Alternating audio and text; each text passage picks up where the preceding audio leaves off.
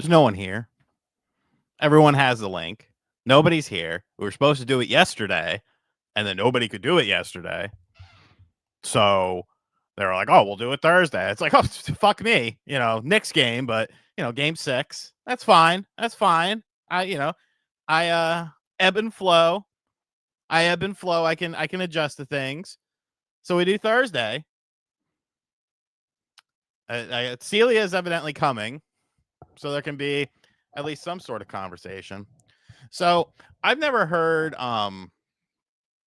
Bella Ramsey talk, but like whenever I see her, I always think she says like, "Hi, my name is Bella Ramsey." Like she kind of has like a little Southern accent, kind of like a Forrest Gump accent.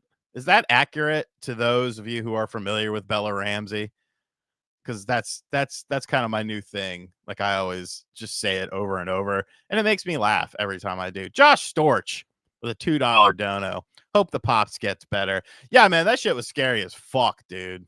Like I didn't know what was going. Like shit, his girlfriend had called me at like 8:30 last Thursday, and yeah, just told me what had happened, and I was like, yeah, I'm not going live. I'm not in a good headspace right now. Celia is changing her shirt, so make sure everyone tells her how nice her new shirt looks, and then we will have some sort of conversation. Appears that the Knicks are still winning. I don't know, Dwayne. I don't know. Maybe Josie said she couldn't do Wednesday, so we're doing Thursday. Nate's retired. And the good thing is because Celia yelled like 2 weeks ago or 2 shows ago, and then Nate yelled last week. And there's a good chance because I was trying to figure out like who's going to yell this week, and there's a very good chance that it'll be me, depending on this next game. DC Fat Cat with a $2 donation. Hi, I'm Rudy Gobert, and I put LeBron in a body bag. Bro, that was nuts. Yes, back-to-back shows. The grind doesn't end. I cannot believe like LeBron got beat by Rudy Gobert. Hey. Hey. Hey, can you hear me? Yeah, we're live. Oh, cool. Yeah. Hi, chat. I've been doing my Bella Ramsey impression. Have you heard it? No. I've Go never for it. talked, but every time I see her, I think she talks like, "Hi, my name is Bella Ramsey." Kind of like Forrest Gump a little bit. Oh, I actually don't know who you're talking about. The girl from The Last of Us that that doesn't look like Ellie. Oh, that chick. Sorry, this is stuck in my hair. Everyone gets to see me adjust. Good for you. Where's your friend? Schmutz? Josie. Oh. I don't know. Maybe she's busy with school stuff, like filming. Wasn't she the reason why we moved this to today? Yeah, but also like partially me because I was busy with work shit. 1 second. Fixing hair. I think you should do the Bella Ramsey. Hi, my name is Bella Ramsey. Hello, puppet. Let's see, yeah, because people are saying that she's like Britishy. But I mean, you could transfer that into an England voice. Hello, my name is Bella Ramsey.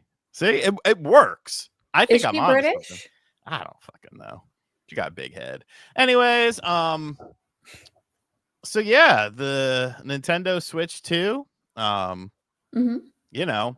There's been things. There's been the Switch 2 game key card situation is weird. John came up with the title because I said, hey, you know what? Dealer's choice.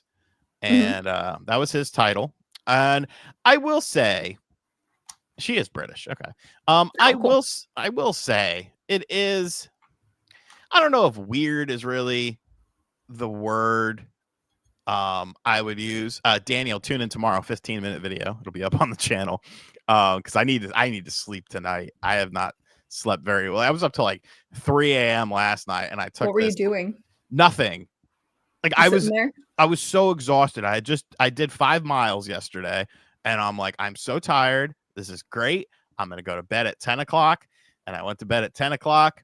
And then 11 o'clock came and 12 o'clock came and 1 o'clock came. And I'm like, why am I not asleep? I took something at 3 in the morning to help me sleep. And it just made me sleep worse. Like, it put me to sleep. But like, I woke up and my mouth was all dry. And I was like, I was probably snoring all night.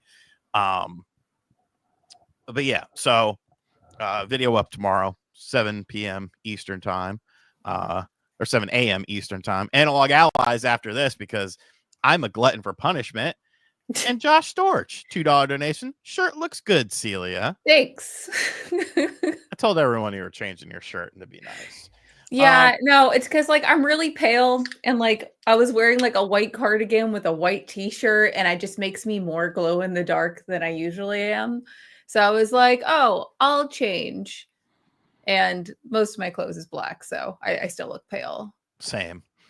So, So yeah, really the big realization was the fact that pretty much every third-party company is going to be using the digital game cards as opposed to the standard game cards. And there's been lots of discussion stemming from that, which I'm sure you can't talk about part of that.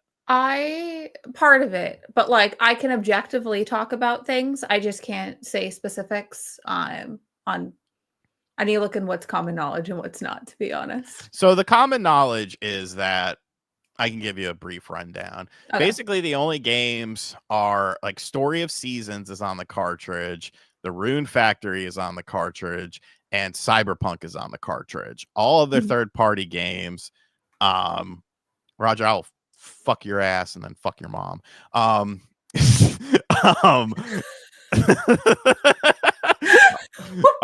Sean. Hey. You gotta talk shit sometimes. I know, but I was curious what the comment was to make you say that, and I was just so tame. I'm a man who loves to sleep. I did nap today, and it was a bad nap too. So those 3 games are the only ones. Roger knows we're just talking shit. Those are the only 3 games that are third-party games that are on the cartridge. Cyberpunk 2077 is CD Projekt Red, which is obviously being subsidized by Nintendo, much like they did on the Witcher 3. And the other 2 games are just kind of, up in the air as to why they decided to do that. But I think the bigger conversation is the game sizes, and that kind of whereas as what I feel like you potentially can't talk about because, well, I don't know, because I've actually talked to some developers and they're not even that sure. But when it comes to the game cartridge sizes, obviously on the Switch 1, there were multiple cartridge sizes, and obviously a smaller cartridge is going to be a cheaper cartridge.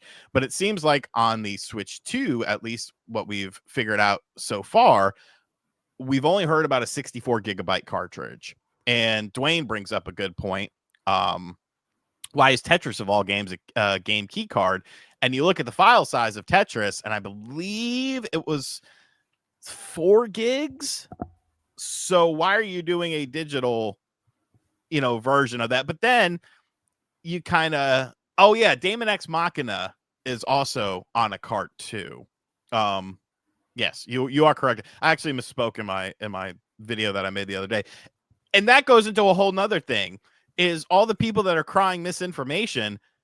It's like, bro, is it misinformation or are people just genuinely confused? Because if I could get confused about this, and I'm someone who studies this every day, like what's the average person gonna get? So how do you feel about the game cards as a thing, the digital game cards? Okay, so let's just jump into a few things here because you touched on some points, and there aren't a lot of things that I could talk about, but from the points that you did make, I feel like we're all trying to make exceptions and rules to this launch a bit too early. Because something to keep in mind also is that there was a lot of fiasco about with availability for like example kits or access to certain things.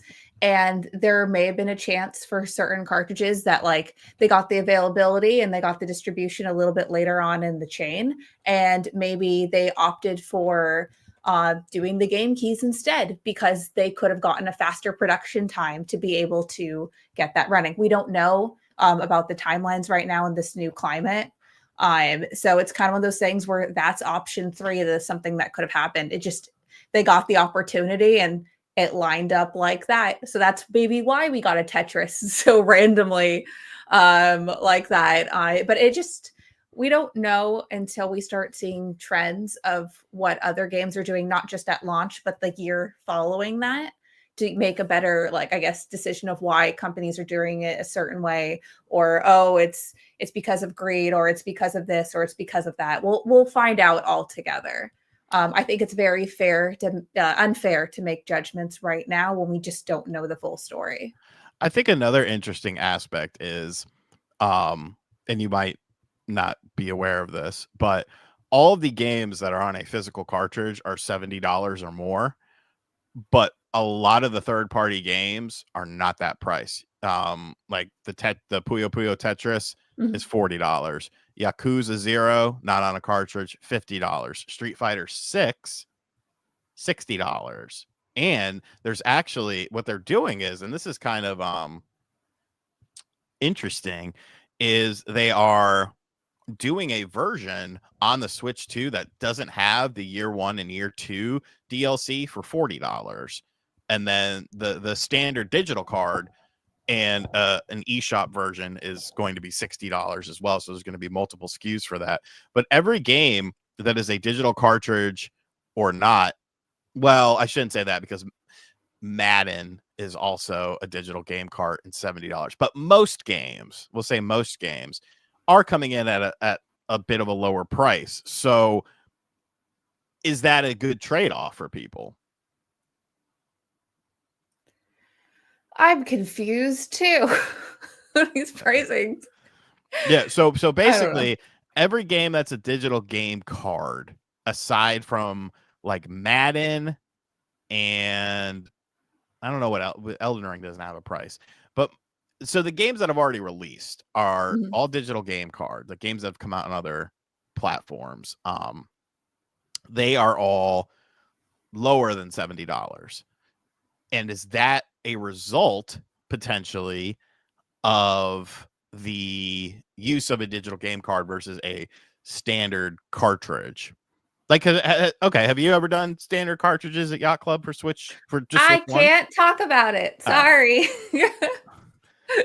I know. Sorry, I'm killing that conversation. But it's kind of one of those things where we don't know the full story. It is interesting that the pricing is for that. It could be because it costs less. It could have been that they didn't get the visibility to know that the cost of the Switch games was going to be higher. There is a ton of things that we don't know about this, whether it's cheaper, they didn't, or that was just their predicted pricing of what they wanted to do. We just don't know. So I can get the Shovel Knight Treasure Trove Nintendo Switch non-US version right now on Amazon for $25.95. That's a good value. Yeah, they're selling at a discounted rate. Our physical game is out of circulation. Yeah, because it's probably the PAL or Japanese. Yeah, Who probably. cares? It's the PAL version usually. Thank you for being a pal. And then of course everyone's kind of equating this 100 to 89, 9 minutes and 30 seconds left. Please win this game. Please, God, win this game. I'm rooting for you. Who's playing right now? The Knicks. And who else? I shouldn't even be here. It's the Pistons, first round of the playoffs. The Knicks win, we move to the second round. The Knicks lose, it's game 7 at home. And I don't want to do a game 7. But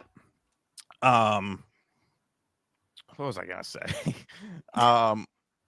Obviously, you know, there's been a lot of talk and commotion though, with game prices as of today because of Xbox. And fucking, you know, it's I do think it's kind of corny. and I talk about this in tomorrow's video, so go watch it anyways. There's like a thing where like, oh, well, you know, it's Nintendo's fault because they did the $80 game, and I'm kind of like, not really, because to me, I view each individual company as their own individual company.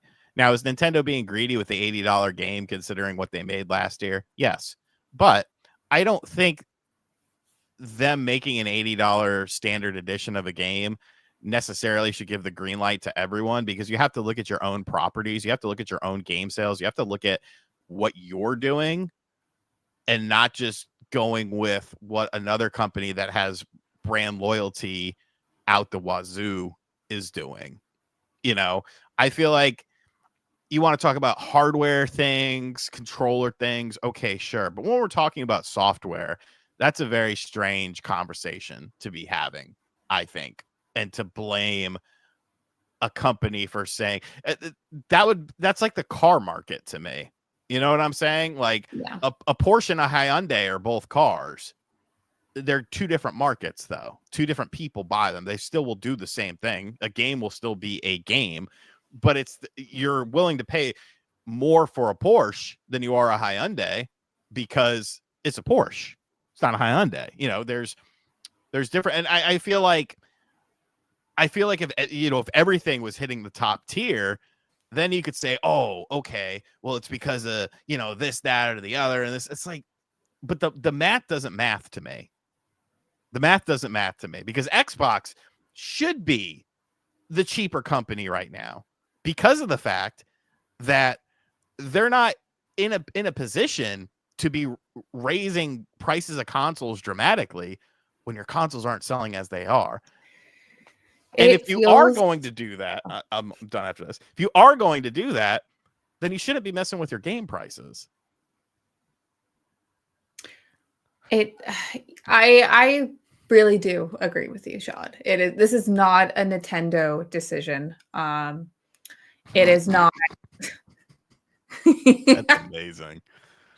It's not a Nintendo decision. If the games industry was that reactive, games would be crazy more expensive, or like the video game industry in general would just be completely freaking different. This is something that they've probably been planning for a long time. It could be a pricing strategy, so they could clear out units. I'll get it before it gets more expensive with the cost of things projections that were already happening. They've known for a while. It could be a lot of things.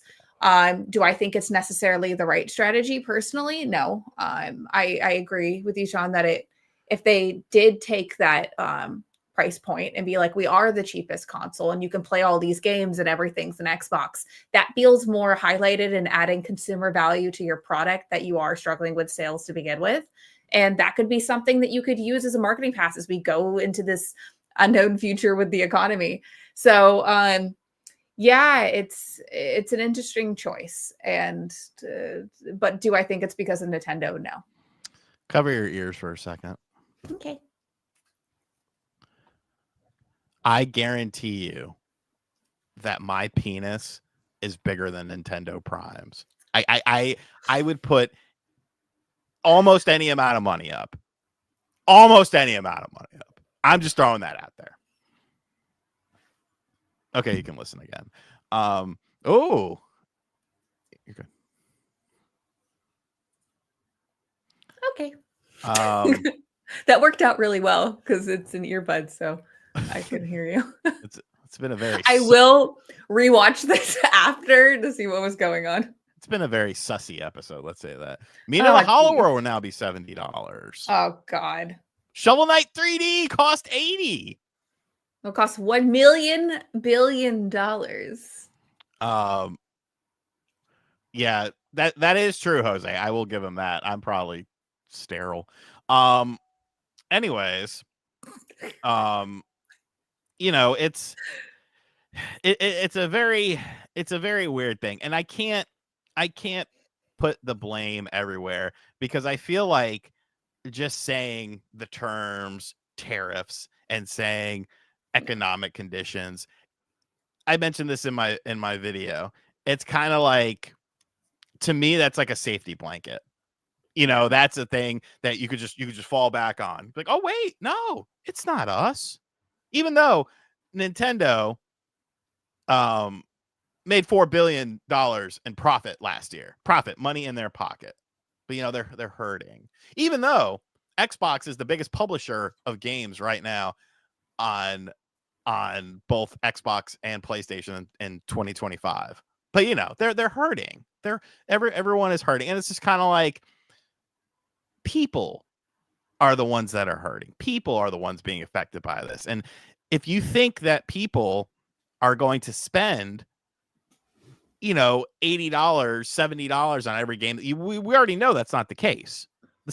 If you honestly look at $70 games and $70 game sales, like what Tears of the Kingdom was like the only game to sell exponentially well, and that's because it had, you know, you have that Nintendo fan base. You know, a lot of first party PlayStation 5 games, you know, let me look at the PS5 game sales. I'm very interested to see what the highest selling PS5 game is. Oh, and also to all the morons who say, well, PlayStation's doing the same damn thing. Just stop it. All of them are. And if you think that they just found out about, you know, like Nintendo was planning to raise the game price, like I'm pretty sure all the platforms talk to each other. It would be weird if they didn't. So here's the best-selling list of PlayStation 5 games. Before I get into that, though, PS5 system sales currently. I would like to know the current number. Okay, so last reported 3 months ago, over 71 million units worldwide. The highest-selling PlayStation 5 game is Spider-Man 2 at 11 million. Everything else is like the list here. Obviously, some things are probably missing. Black Myth Wukong is at 5 million. Ratchet and Clank: A Rift Apart, which was not a $70 game. Right? I don't think it was. I think it was 60. I don't know. I could be wrong on that. But let's just say it was 4 million. Final Fantasy 16, we never got really an update. Rebirth, we never really got an update. The last we heard about Demon Souls, under 2 million. Like, $70 games are not flying off the shelves, you know? So to just be, oh my God, it's 103 to 97. I'm going to have a stroke. Okay, no. It was $70. All right, my mistake. I actually bought that game at launch, and I thoroughly enjoyed it. But like $70, that adds up over time. And you're not seeing diminishing prices. You're not seeing sales like you used to. You know, when you talk about Horizon's game sales as a series, people are like, oh, look at the PS4 version. It's sold 30 plus million. How many of those were at $10? Do people not remember PlayStation 4 exclusive games used to commonly be on sale for $10? Uncharted, Last of Us, all this stuff. $10, $15, $20. You don't see that anymore, though. Yeah. You don't see that anymore. 103.98. I'm going to have a stroke. I'm going to have to visit. I'm going to be with my stepdad. I could be in the bed next to him. Jesus Christ. And people keep bringing up Game Pass. The interesting thing about Game Pass is Call of Duty moved the needle a whopping 103, 101. Jesus Christ almighty. A whopping 1%. 1% gain of Game Pass. Call of Duty. That was what everyone was banking on, weren't they? Oh, Call of Duty's on Game Pass? Oh, no. Uh-oh. Now all these people are gonna sign up for Game Pass. And they're not. Subscription services, once again, are stagnant. And companies just, they don't know what to do. They don't know what to do. They should make brick and mortar Game Pass stores where for a weekend you can rent the game physically. They can call it Blockbuster. No, it's completely different. It's Game Pass After store. Hollywood Game Pass. I don't know if did you have Hollywood videos? Do you know what that is? Yeah, I did. Look at that. I'm selling your game. I better get a cut. Yay! Better get a cut there. I mean, it's But a yeah, third-party reseller, so we don't either. But yay. Shovel Knight. It's real fun. I'm biased, but it's still real good. Also, Game Pass is gonna go up in price too, pal. Oh yeah, completely. But they got their blanket. Economic costs. I gotta lean back on this. Struggle with it. Celia, what are your thoughts on how the the eShop now filters out AI slop, but it could affect visibility of indie games? So have you seen that? I've not seen that. I've been like completely focused on Shovel Knight Dig's release, which is releasing on Xbox and PlayStation. It's already out on Switch. So right now I've been really busy with that, so I tend not to focus on games news. So yeah, they filtered it. They made it so that it's no longer like, top sellers on the eShop or whatever. Uh-huh. It used to be based on units sold. Now it's based on revenue. So if your game is like, I'll read the super chats in just a minute. So it's based on revenue. Okay, but like, what are you gonna do? Like, make one game $1 million so then you can sell 1 million, be higher in the eShop? Okay, so I understand why they're doing that, but total revenue, yeah, that can hurt indie games, and that's kind of a bummer because you have to sell like 10 times as much, to even compete with like other games. Yeah, with 3 E's. Okay, so lore for the 3 E's is because Celia B with 2 E's is taken by some lady, and it's a bummer. So I had to do Celia B with 3 E's. I think that sucks. Should we say something to her? I mean, yeah, we can fight her on the internet. She's Okay, probably a really nice lady. She's a musician. Yeah, no, yeah, we can't. Celia B is probably her branding. Like, it is mine. It's not. Her branding is Lunation Fall. She's French and she's gay. She has a flag, a pride flag. Oh, good for her. As soon as you said that South Park and Pokemon episode came straight to my Oh my god, man! I like the. Did you guys play the South Park games? Oh yeah, I've played them. I've been playing them since the N64, even the fucking first one. I like it. Did you play the? I remember there was. I have it. It was like Chef's, not Love Shack. It was was Chef's Love Shack. Then it was Chef's Love Shack. Okay, so that was my first. Yeah, the trivia game that I didn't know what the fuck was going on. So yeah, that was my first South Park game, and then there's this snowball fight one.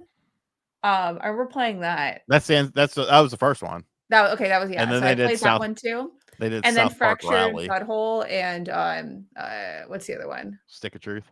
Stick of Truth. Yeah, I played those like a shit ton of times. Xbox raises the price before GTA 6. Oh, GTA 6 is going to be a big boy. GTA 6 is going to be a big boy. Amazing Gonzo, $5. Do you know anybody who pays full retail price for every game? I've gotten over 100 games on my Switch, and I've only paid full retail price for 5 games. Well, okay. See, that's a situation in and of itself, because what's going to happen is, as you see, we are moving away from physical games. Oh, we are timeline. We are, the digital key cards. It's kind of similar. It's not the same. Digital only systems. And what's going to end up happening is you're going to be left with one storefront per console. There's only going to be the eShop. There's only going to be the Xbox Marketplace. There's only going to be PSN. And if you are only having one place to buy your games, I know some people like to bring up Steam as an equivalent. I don't think it's going to be the same, because now you have a pricing structure to where you control everything. You don't have to worry about a middleman getting a cut. You don't got to worry about none of that. All you got to worry about is keeping your digital storefront up. And if you keep your digital storefront, you control pricing. You have total control. How are we down by 2 points? Life is hard. I swear to Christ. I've only got 2 physical games on Switch. So then do you not play like, okay, but a first party Switch game goes on sale how often? Christmas. You know, Black you might get your little Friday. Black Friday stuff. And that's it. Maybe an anniversary sometimes, but usually not. And plus you have to compare the sales prices to those of yesteryear. You don't have player's choice. You don't have greatest hits. You don't have platinum hits, as Xbox used to say. You know, it's an ever evolving market that is always going to be leaning more towards the company than the consumer. Life is hard. Yeah. But we just get all sad and like that's it. No, I just podcast over. We're crying. I'm just Life is hard. That was all I really wanted to say. What else do we have to talk about? You want me to yap about stuff? I can yap about stuff. Pikmin Guts 92. GTA 6 going to be $100 with 3-day early access. And that's a whole other thing. You know, these early access games and stuff like that where they charge, oh, you can get 3 days early, you get a week early, you can do this, that, or the other. You know, it's something that is also a very predatory thing, but you know, it leans into your hardcore fans. I'm surprised Nintendo hasn't tried to do something like that yet. I feel like it's because like they have like their Nintendo like standards on certain IP. So it just wouldn't make sense to do that. Also giving access like that, I feel like just with their branding in general, they wouldn't want to do that. They would pay it though. I know people would pay it. Oh, people would always pay. People pay for fucking anything. But I just feel like with their branding, that would hurt it more than help. All right, yap about something. Okay, cool. So I've been playing a shit ton of Banjo Kazooie. Why? I don't know. It's just kind of like, it was like one of those things where like every couple years, like I'll replay Banjo Kazooie because I love that game. It's one of my favorite. It was like the game that I played and I was like, I think gaming is my thing. Like that was the game that like made me decide that. And I beat Banjo Kazooie as a kid, but I never replayed it as an adult, or like I'd play it for like 5 minutes and be like, yep, Banjo Kazooie, let's go back to Kazooie. And so recently I just was like, oh, I want to play it. Like that sounds like a good idea. And I'm like very disappointed with the game because it took everything that I really enjoyed about Banjo Kazooie that makes it like a good game. And when I say good game, you know, that can be very arbitrary, but I'm like, for example, the level design. So, you know, N64, like they weren't like maps, like mini maps like we have like in modern games right now. And the levels like for N64 times were pretty expansive, but they always had a focal point in the level. So no matter where you were in different sections of the biome, you knew exactly where you were.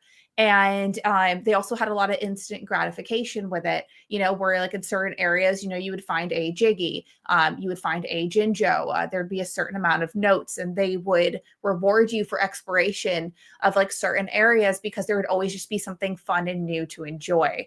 Another thing about Banjo Kazooie is that with the level hazards, you learned about them and the new moves by doing. Like, you know, you would get it from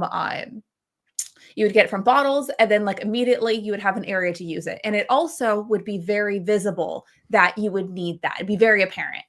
And Banjo Tooie, it's just kind of just more Banjo and Kazooie, but gets rid of a lot of the charm and all the fun things that I mentioned in the initial.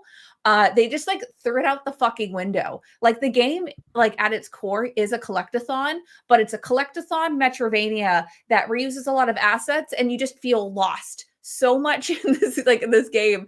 And I'm like, how did I get through this as a kid? Well, I guess I had patience. So I just looked at everything, was excited to play as Banjo and Kazooie. But like the whole game just feels more like a chore than like enjoyable. And like I mentioned, there is no focal point. Some levels do have something, like in the why am I forgetting the name? It was like the theme park level. The tent is kind of like that focal point, but it just feels so disjointed. So many assets are reused. So like in like the dinosaur level, you just don't know where you're going because everything just looks like the same. I'm just having like a lot of frustration with it. And also because it's an N64, a lot of things are jank, which is normal. It's slippery. It's the limitation of the hardware and game design. But the thing is though, is that yeah, sometimes it's not that apparent that you need a move to do that. So you're not sure if it's a new move and you're just dumb, or it's a skill issue and you should just keep on trying. And it's really frustrating. And I think it's a huge bummer that they developed the game that way. And also like Banjo Kazooie was written, it was tongue in cheek, but it was written for kids. There's a lot of silly, goofy, it was very light. Or Banjo Tooie, I know that they it is a product of the time because it's the early 2000s, things are getting edgier, and they just finished Conkers, which was a rated M silly fun game. But yeah, Banjo Tooie is really fucking dark. I forgot that there is a boss named Lord Woo Fuck Fuck. And that joke went right over my head. But I was playing it and I was like, because I was in Jolly Rogers, and I was like, oh, I forgot what the boss was for this level. And yeah, it was that name was interesting. And you got to shoot his boils and like blood comes out. And I was like, damn, this game is dark. And like Canary Mary, who's being gassed in the mines, and she's all like disjointed and creepy looking. I really wish that they didn't make that character. She's really gross to look at. And then they punish you by having you run into her a bunch of fucking times. Oh God, it drives me crazy. And there's just so much of this like, there's so much backtracking for no fucking reason. And if you take a break from the game, you don't even know where you're going because things aren't that apparent and you just get lost and you're running around. Anyone coming in now, I'm complaining about Banjo Tooie. And it's just a frustrating shit show. And then lastly, playing as Mumbo, which seems like it'd be really fun. It's you running around the level that looks the same, finding a Mumbo pad, then being like, oh shit, gotta go find one of the, I can't remember their names, little pink guides, Globos or whatever. And then you go to like either Wumbo or Mumbo to like get their magic. You become Mumbo, you run to the pad, you do the magic, you run back, become Banjo, and then do the thing again. It's just so much backtracking. Also, it's weird that you basically waterboard the Globos in Wumba's like pool thing to get the magic out. I don't know. There's a lot of things in this game that I'm like, what the fuck were you doing, guys? I love Banjo Kazooie and it's really cool, but I don't know. It's weird. Also, justice for Globos. They do not deserve to be waterboarded. Okay, that's my rant. What about the sisters? People are asking about the sisters. They're such an okay. Okay, they did the traditional thing where there's Gruntilda, who's like weird bones, which is just really uncomfortable to look at. And then they like have the sisters, which are like the classic movie, cartoon henchmen theme, where one's really tall and lanky and the other one is like a little bit more robust and dumb. And they have that as a trope for literally fucking everything. And of course they threw that in the game. And I wish that they gave more charm or interesting things with them, because it's just like a throw out joke, like, and they're not even that evolved. In Banjo Kazooie, every so often Gruntilda would pop in and give you like a fun little rhymey rhyme of like, oh, you beat this level, well, you suck. But like rhyming, I can't rhyme, but like it'd be like one of those things. And then when you would run into her sister, she'd give you all these like bizarre rando fun facts, which were really enjoyable. So you looked forward to exploring the overworld to run into her. And then it ended up just being useful later on because, you had the game show. Spoiler alert, the game's 20 years old, too bad. But it had that connection to it that made it feel really full circle. And then in this one, I don't know, it's just really dumb. And then like Grunty will like pop in and just be like, oh, well, you did that darn, and like that's it. There's just no charm with these characters. It feels like there's no real reason. And like I feel like we should call the helpline for Klungo, because every time you run into him, he's more beat up. And it's like, man, Klungo, you're in this really bad relationship. Gruntilda does not like you. I don't know. That's Banjo Tooie in my rant. I think I took up 5 minutes. Thanks for listening, guys. I think you did like 10. Oh shit. I'm sorry. I think you did 10. Oh, okay. Well, what's your rant? Go. Ready, set, go. Tom Thibodeau is a terrorist. I'm going to go ahead and say it. The man, he doesn't draw up plays on offense. He doesn't. It's clear as day. Because he always says, the game tells you what to do. The game does not tell you what to do. If that's the case, then there would be no such thing as a coach. We would not have coaches in professional sports. Because by that logic, the game tells you what to do. And he doesn't maximize anything. He plays favorites. There's favoritism. He doesn't adjust. He doesn't pivot. He doesn't do anything except fall short of expectations. A great regular season coach, but the regular season is not the fucking playoffs. The playoffs are all about adjusting. The playoffs are all about figuring out how to maximize your players. What happened when JJ Redick, first-year coach, took a hold of the Lakers, couldn't even get out of the first round, lost 4-1 to the Timberwolves. You had LeBron James and Luka Doncic. What do? You play your team the entire second half with no substitutions. All right? Coaching isn't about micromanaging the game. It's about getting the most out of your players, putting your players in the best position to succeed, putting your players in the best position to help the team. If you are actually out there coaching, no, that's a shit excuse, George, because the problem is when you're relying, this is disgusting. I'm turning the game off. When you are relying on ISO ball so much, look at how many plays the Knicks actually run and how reliant they are on JB ISO. There is nothing coaching wise that is being done there. You're essentially telling him to go out there and create the offense himself. You can't drop a fucking play. You can't figure out how to maximize the talent on your team. Then you need to go. You need to go. You need to go somewhere and find a new line of work. Retire. You're 60 some odd years old. And you got nothing. All you have is basketball. Maybe you pissed away your life. Because on paper, the Knicks have a talented roster. Why is Precious Achiuwa not seeing the floor? Why is Landry Shamet not seeing the floor? Why is Campaign coming in the game when DeLon Wright was a constant? DeLon Wright started games when Brunson was out and then was regulated to purgatory. You have some chipmunk-looking motherfucker, Sid from Ice Age-looking motherfucker, running point when Brunson isn't out there, who loves to chuck the ball up. That's not giving stability to the offense. That is not giving stability to the offense. Okay? You need to have role players. You need to have people who can step up and help. But if you don't have a coach who's willing to try to adjust to the modern game, then you're doomed for failure. Doomed. Vampire Slayer 83, $20. We really should be talking about eggs.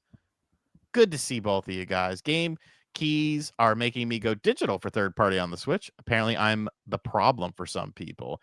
I mean, okay, Julius Rant. Do you want to get me started, DC Fat Cat? Yeah, I think a lot of people are going to go digital. Yeah. You know, because I they're mean- they're kind of forcing you to. I mean, like, I feel like I would go game key over digital, just for the fact that I like being able to share games with my friends, and being able to do that is really cool. But the longevity of it really bothers me, like, because once the eShop goes down for the next like Switch 3 or whatever the fuck they decide to do past this generation, it worries me.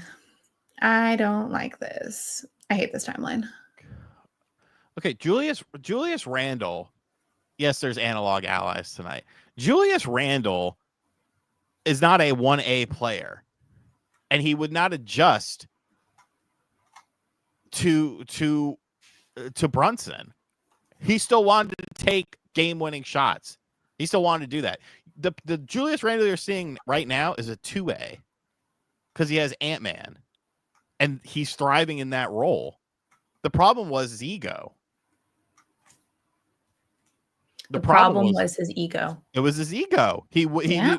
he didn't, because he felt, oh, I'm the one who, you know, got the Knicks back to relevancy. You know, I'm the one who helped do that, and he didn't want to. And for the record, I am happy for the man. I am happy that he is thriving in Minnesota. But let's not. You know, they called him Foolius Randle for a reason. He does this little spin move in the paint and he loses the ball because everyone knows to slap it away. He's adapted his game to Minnesota style. You know why? And this brings everything back full circle. Because Tom Thibodeau let that man run wild. He let him do whatever the fuck he wanted. Now, what, Chris Finch? Finch ain't doing that shit. Finch ain't doing that. He isn't. Man, I am not a sports guy. It sucks. It makes you want to like commit horrible acts. I don't know. I just based on what other men are doing. It's a 2-point game with 1:23 left. I'm gonna watch it. Okay. I think that's the ball. Well, that was a hard foul. Flagrant 3. That's really a flagrant 3 about this. Hi, welcome to Celia and Talk, where I'm talking while Sean's watching. Let's see. What do I want to yap about? I feel like the main thing that I wanted to yap about was Banjo Kazooie. It's really funny though, because I keep on messaging my friend and like he dislikes Banjo Kazooie also. And he'll be like, you know, you're acting like you have some level of like commitment where like someone's forcing you to like play this. Like there's an obligation there. And I was like, I know it's because I hate myself. Let's see. What are my thoughts on the Dallas Cowboys draft? Okay, so the only thing I know about the Dallas Cowboys is I once watched this reality TV show about the cheerleaders auditioning, and it's very toxic because like these women are beautiful, like absolutely gorgeous people like that you've ever seen. And it's them auditioning and they'll comment on them being like, she's gained weight and she's very thin. And it's like, what the fuck? But like as a kid watching that, I'd be like, yeah, like she should work on that. But like as an adult watching that, it's very what's going on there? He got the rebound. Oh my gosh! Wow! OG. No! Oh my god! No, he's out of bounds! He's out of bounds! He's out of bounds! He's out of bounds, guys! Fuck you, Tobias Harris! Good job. So that's what I know about the Dallas Cowboys. All right, we got a minute 15. We have a minute 15 left in the game, but that's like 20 minutes real time. And since John is a fucking idiot, we're going to run a few minutes long because he didn't do a fucking after show, which I couldn't even technically do anyways because I have to go and do Game and Talk. I mean, Analog Allies immediately after this. But is there a foul? Is there a foul? No, there's no foul. Okay, so we got other things. Fuck you, JB. So chat. Staff. Okay, I'm just gonna take questions and comments and things. There you go. Read this. Darn that ego. Totally agree with you, Celia. It's a long-running problem that's forcing everyone to do what the majority of people do not want to do.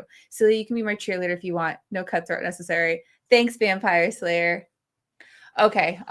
This is what I'm talking about. The goddamn ISO ball. You didn't pass the ball the whole fucking time, Tom. No, it's on you, Thibodeau. It's on you. Yeah, it's on you. Let's see. Any random Fucking comments? idiot. I'll just start reading stuff. Sean's not okay. Sean, do you have money on this game? Fuck no. I'd be way Okay, worse if I why? did. Yeah, I'm like, why are you okay? He is so stressed out. Let's see. I'm trying to be entertaining. Let's see. What are my thoughts on Donkey Kong 64? So Donkey Kong 64 and I have a love-hate relationship. I think that the world is designed very beautifully. I really do enjoy being able to play as different characters. I think the biggest issue is on the technical aspect. Some of the game, like mini games that you play and some of the challenges, I sometimes feel borderline unplayable just because of how jank they ended up being on the Nintendo 64, and that is limitations issue and probably a few other things looking back at it. But it is really fun. Another thing that I found just to be such a huge schlep is that you had to switch out using the like barrel to play as other characters. And I really wish you could just switch out wherever you wanted. Sure, it would have taken a level of difficulty away from the game and a lot of the backtrack, but I feel like the game would have reflected it. It would have been more positive than like kind of like an easy street thing to do. So I really wish they did that. And I feel like the game would have been better. It's just for the fact that there's so much backtracking because there's so many, like a bajillion other things you had to do as the characters. And it's just such a back and forth. But it was really fun. My favorite character, okay, I would say is Lanky Kong because he has long arms and he does this. But Chunky is really cute too. He's dumb. He's a simple little guy. I used to just play that game for fun. Well, obviously, yeah, you play games for fun, but I used to play it and like I was really little at the time, like play pretend where like you just run around as Lanky and Lanky's adventure. Okay, so Jose mentioned Buck Bumble too. I too am a Buck Bumble enjoyer. That game is fucking hilarious. And oddly, it has such a good soundtrack for no reason. The Buck to the Buck Bumble song like really got stuck in my head for a very long time.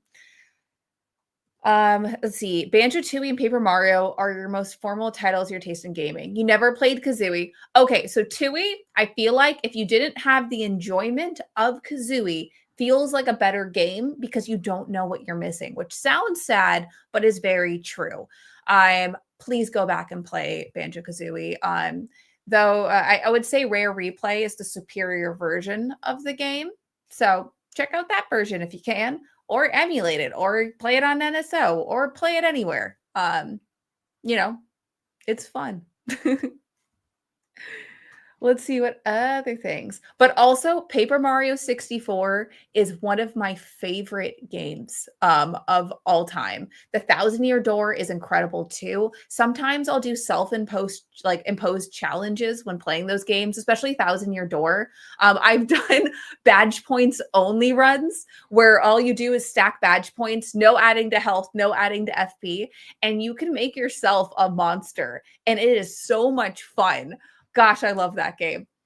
Let's see. Did Josie and Nate go on strike? No, Josie's been busy with school. I've been really busy with work as well. So initially I was going to sit out, but I also wanted to yap about Banjo Tooie. So I came here. Yay. All the green. Also with eggs, I haven't gotten a chance to go to Aldi's yet. It is on my list. I did go to grocery outlet. I am a creature of habit. But I have gone without eggs, but now I'm out of waffles too because grocery outlet didn't have them because the bougie waffles I like to get in grocery stores are like $8. But if I get a grocery outlet, it's $3. And that is a much better price, but they weren't there this week. So I might branch out for my breakfast foods. I've been eating chicken a lot. All the greed makes you want to say, oh, you want to be a pirate? Go be a pirate. It's okay. As long as you're not harming indie games or games that are available like to hurt dads right now. Oh no, pull up your pants, Sean. Let's see. So I got me Banjo Tooie. Have fun. Yeah, it's a lot darker, but it is enjoyable, but it also isn't as good. Enjoy. Let me know what you think. Did you pull up your pants, Sean? No. Are your pants off? What's going on there? I'm trying to calm down. There's 20 seconds left in a tie basketball game. and we have the ball, so we can get a final shot. I think Sean needs a hug. Can't simp. I don't know swing that way, nor do I think you want me to. In all seriousness, you guys are great. DK64 is terrible. There's no redemption. But Lanky, his arms are so long. He just needs a hug, and he's real goofy. Let's see. Peanut butter on waffles? No. I mean, you can if you want. You can also put jelly on there and make a sandwich. Oh, I personally have never done that, but that sounds cool. Sometimes I'll put yogurt on my waffles, if I don't have anything else. But I usually use syrup. I like blueberry waffles the best. These are sweatpants. Oh, they're sweatpants? These are my daily sweatpants. There's a hole in the front. Cool. I'm actually wearing them backwards because the hole is not there. And I've been wearing them backwards all day today. Are they your because yeah. Why is Deuce in the game? Do you need to get you new sweatpants? I have plenty of clothes. I just wear the same like 5 like I have I have like clothes like a woman. Like clothes and shoes. So you have a lot of clothes? Yeah, I have a lot of clothes. I do I have too. a lot of shoes, and I wear the same couple of shirts and BS all the time. Okay, they inbounds the ball. 13, 12, 11, 10, 9, 8. Oh, he shook him. Brunson for 3. Ah! What are they saying? Ah! You like to hear my thoughts on Shovel Knight for the 3DS providing free DLC, and if that business move helped bring more awareness to the series? Absolutely not. Dude, that was the worst financial move. Okay, so when the team initially planned like the campaigns of everything, it was a much smaller scope that turned into a much larger development process. And the thing is that was that the boost of sales for with the DLC campaigns really didn't outweigh the development costs that much. Do we regret it? No. We love our community. We loved making these games, and it was our promise, and so we did it. Did it earn us a bunch of really awesome goodwill so we could do other things? Yes. No, it was great. So, like, there's a lot of pros and cons with that. Unfortunately, with free DLC, since it's not as profitable to platform holders, you don't get as much promotional, unfortunately.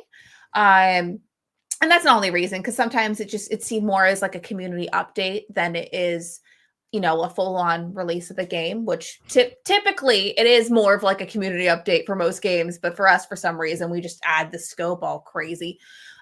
So it's just kind of one of those things where it was our decision. We committed to it. And though it wasn't as profitable as it would have been to do a bunch of standalone releases, that's okay.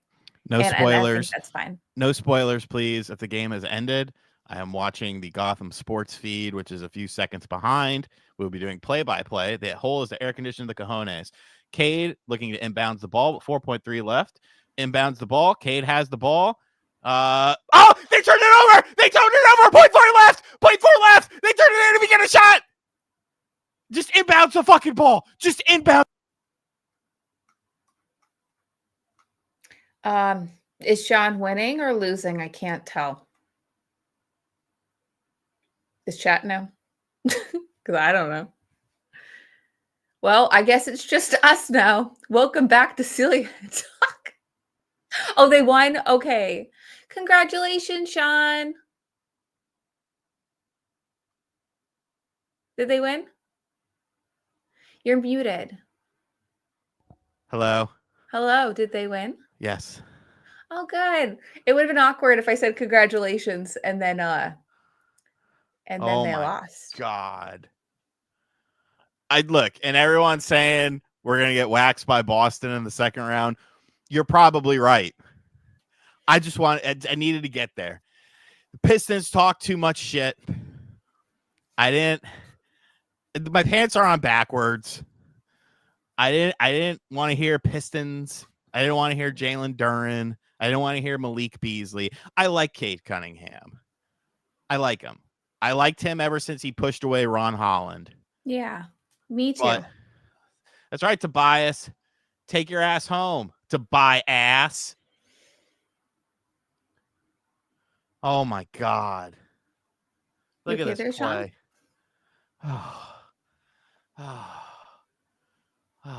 Yeah, that's an experience. An experience is what it was. They don't, Schroeder's their main veteran. I think the Pistons are going to be great next year. I think they could be a top 5 seed easily, depending on how the season plays out. They also have some players that they can get rid of too. I don't know who's a free agent on the team, but I'm trading away I'm trading away Ivy. Is that for your fantasy team? What? No, this is just what the Pistons should do. Oh, okay. So you're saying you were trading, so I thought that you meant that you were doing No, fantasy if I'm the football Pistons, things. I'm trading Jaden Ivey, and I'm getting Uh-huh. No, you can't say that now, Dave. I already saw your fuckery in the chat, Dave. He was on, the Pistons going to win Game 7, Dave. Doesn't work like that, Dave. Do you guys want to hear about games that I'm really excited about? Yeah. Okay, so I have a list. I messed up my chair. I gotta fix it real quick. Okay, Lorelei and the Laser Eyes. I've only seen the key art for that, but I really like the name of it. So that is on my list for indie games. So unfortunately, I'm not going to be at PAX East this year.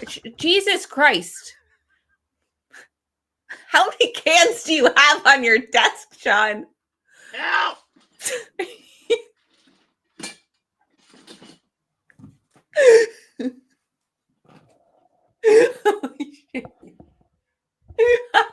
I never properly assembled the legs on this chair. Put the screws in.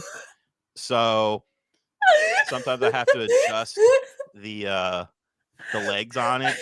And I was trying to adjust the legs on it, and it didn't work too well. Crying. That was a look at my desk though too. How many kids? Well, guys, we all witnessed that together. That's great, man. You're right, Tex. This is a no judgment free zone. So as Sean displays how you assemble a chair without a screwdriver, you should sue them. What brand is that chair? He can't hear me. I don't know why I asked. Someone clip that for me, by the way, and send it to me. Okay, other games that I'm excited about. So I'm not going to PAX East, unfortunately. Boo. But I will be at West.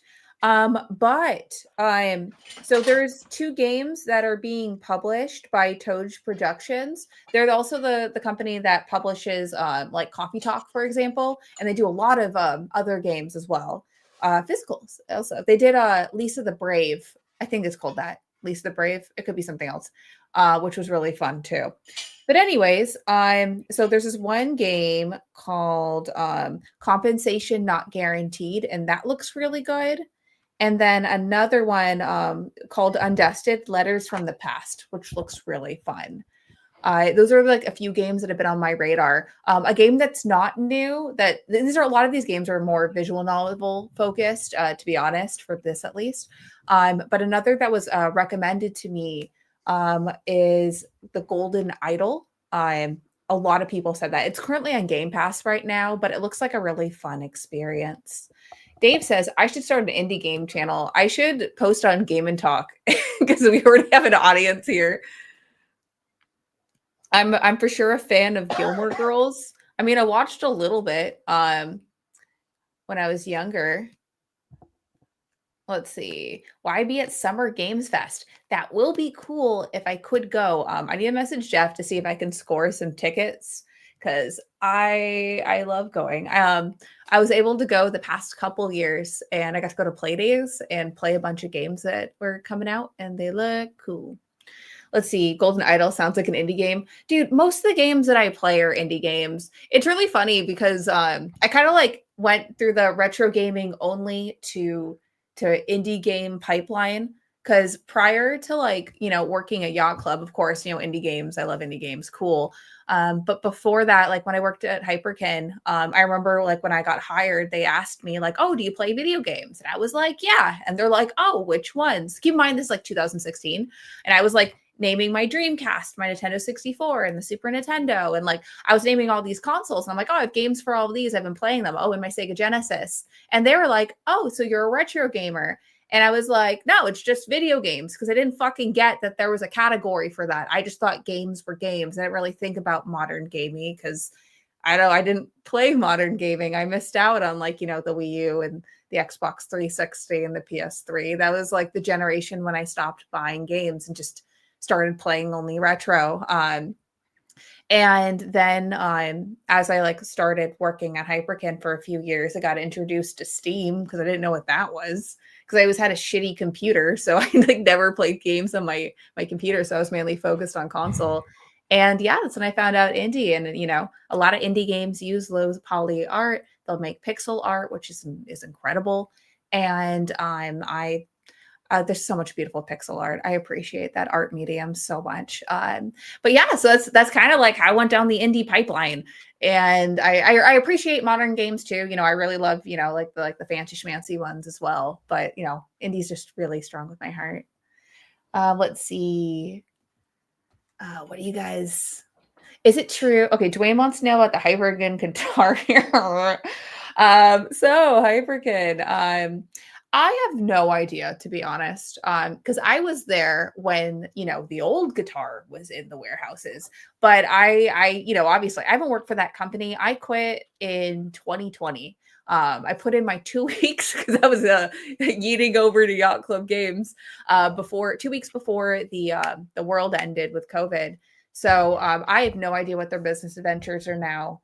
I have no idea what the internals look like. If there's a channel that does dissecting and opens up the console, or not console, the controller to verify that, that's something. But it's all dependent on that, to be honest. Could it be the same? Possibly. It could be a retooling. Retooling is expensive though, so it might be just the same internals. I don't know though. Just kind of depends what their plans were for that. I know that there was a huge crash out on Twitter about that, twice.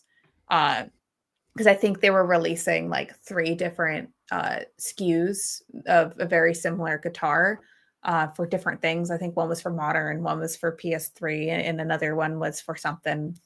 But I don't know. Everyone I know at the company's gone, so I don't have much insight. And when I say gone, I mean they moved on in their careers and they do all these really cool things now. R.I.P. Yeah, I don't know. I do have a lot of funny stories from those days, but I don't know if I can say them on air. All right. Hyperkin's actually how Sean and I became friends. It is, because I wanted the N64 that they never made. I was like, what console? I was like, hey. Yes, the thing. You're like, oh yeah, could I get a review unit? And I'm like, yes, review units. I mean, it'll probably come out before the fucking analog one does. Lost Tech, never for both. Probably. He's doing better. He's feeling. I haven't gotten an update since this morning, but he was feeling better. He actually slept 8 hours last night. So, yeah, he's doing better. He's getting a little more feeling in the left side of his body. He's just sore from falling a bunch over and over again. Oh, just stop it, Jay, man. Just stop it. This was an interesting episode. Yeah.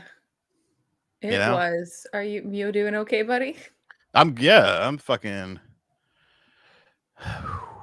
whew. I'm doing great. I'm asleep like a baby tonight.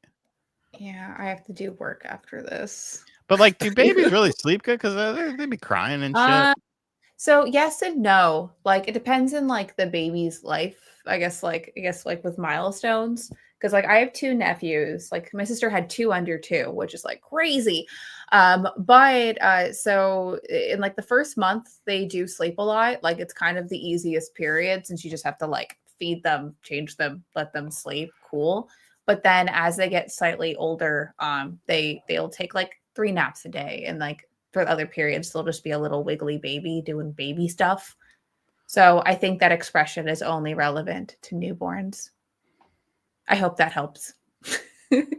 I kind of just phased out a little bit. It's all good. All right, folks. So we're going to wrap things up here. Yes. No, Tibbs is not the coach of the year. Brunson, you could say, I gave Detroit their props. You must have missed it. Brunson is a great player who can probably be greater with a different coach, but now that we're in the second round, Tibbs ain't fucking going anywhere. That was kind of the caveat. You lose in the first round, now you got a conversation. Thank you for joining us on this fun trip through childhood nostalgia, sports, a chair falling over. I can't believe that happened. I thought that was a bit. No. And then you didn't get up. I wasn't in the chair. The chair toppled into my desk. I need to rewatch this video to see what the mystery talk was. And then B, oh, that's beautiful. Thank you, Mac Mega. Yeah, he'll be feeling better. Yep. All the Crush and Barks cans. I actually cleaned it a couple days ago, but there's like 4 on here right now. You know, we can't knock you because like I'm a cup collector. Like I have like 1, 2. This has coffee in it. Like 3, and I have another one over here. 4 cups on my desk. So I too am a problem. Yeah, it's just I wait till it gets like full, and then I will clean it, and then everything will be fine. Sean, do you want to say goodbye to Schmutz? No. All right. Thank you all for joining us. Sorry there wasn't an after show. We'll try to do a more cohesive and normal show coming up. If I have to fucking ask some different people to come on, I guess we can go that route too. Thank you for joining us. We will see you in 2 weeks' time with more exciting things to talk about. Goodbye, folks. Bye.